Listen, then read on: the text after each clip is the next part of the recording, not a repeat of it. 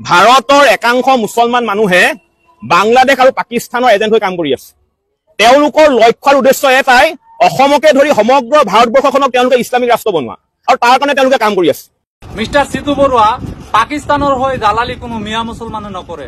পাকিস্তানৰ হৈ যদি দালালি কৰে সেইখিনি মানুহ গোটেইখিনি হিন্দু মানুহে পাকিস্তানৰ হৈ দালালি কৰে, পাকিস্তানৰ পৰা পইচা লৈ নিজৰ পৰিয়াল পোহপাল দি থাকে।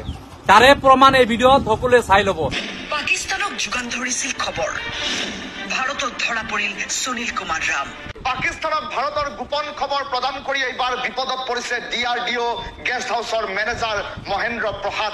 মাত্ৰ 50,000 টকাৰ বিনিময়ত অপাৰেচন সিন্দুৰৰ সকলো তথ্য যোগান ধৰিছিল পাকিস্তানী চোৰাংচোৱা সংস্থাক। সকলো তথ্য যোগান ধৰিছিল এইগৰাকী বিশাল যাদৱে।